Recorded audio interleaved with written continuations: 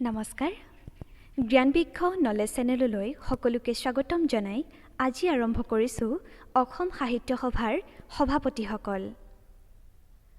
প্ৰথম অধিৱেশন 1917 চন শিৱসাগৰ পদ্মনাথ গোহাঁই বৰুৱা। দ্বিতীয় অধিৱেশন 1918 চন চন্দ্ৰধৰ বৰুৱা।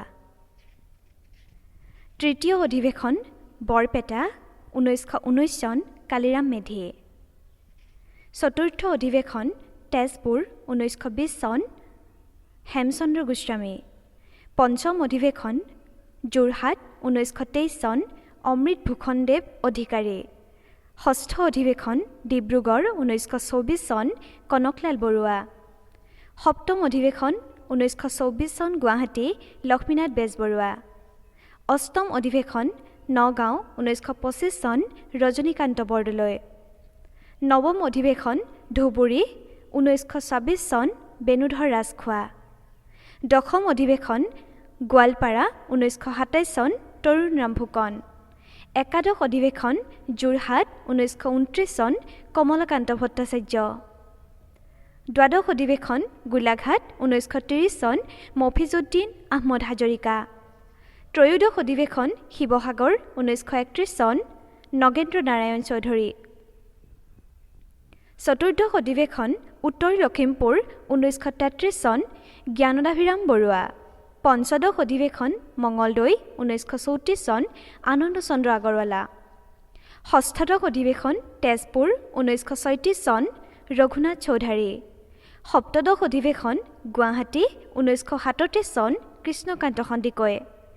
অষ্টাদশ অধিৱেশন যোৰহাট 1940 চন ডক্টৰ ময়ুদুল ইছলাম বৰা। ঊনবিংশ অধিৱেশন শিৱসাগৰ 1944 চন নীলমণি ফুকন। বিংশ অধিৱেশন ডিব্ৰুগড় 1947 চন নীলমণি ফুকন।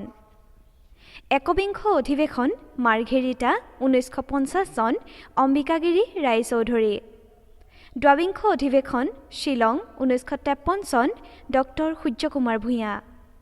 ত্ৰয়োবিংশ অধিৱেশন যোৰহাট 1955 চন নলিনীৱালা দেৱী। চতুৰ্বিংশ অধিৱেশন গুৱাহাটী 1955 চন যতীন্দ্ৰনাথ দুৱৰা।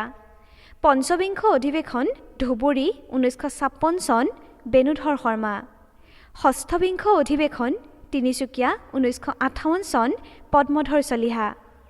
সপ্তবিংশ অধিৱেশন নগাঁও 1959 চন অতুল চন্দ্ৰ হাজৰিকা। অষ্টবিংশ অধিৱেশন মিৰ্জা পলাশবাৰী 1960 চন ত্ৰৈলোক্যনাথ গোস্বামী। 29তম অধিৱেশন গোৱালপাৰা 1961 চন ত্ৰৈলোক্যনাথ গোস্বামী। 30তম অধিৱেশন নাজিৰা 1963 চন ৰত্নকান্ত বৰকাকতি। 31তম অধিৱেশন ডিগবৈ 1964 চন মিত্ৰদেৱ মহন্ত। 32তম অধিৱেশন নলবাৰী 1965 চন ডিম্বেশ্বৰ নেওগ। 33তম অধিৱেশন উত্তৰ লখিমপুৰ 1966 চন বিনন্দ চন্দ্ৰ বৰুৱা। 34তম অধিৱেশন ডিব্ৰুগড় 1966 চন নকুল চন্দ্ৰ ভূঞা। 35তম অধিৱেশন তেজপুৰ 1968 চন জ্ঞাননাথ বৰা। শেষৰলৈকে চোৱাৰ বাবে সকলোকে আন্তৰিকতাৰে ধন্যবাদ জনালোঁ।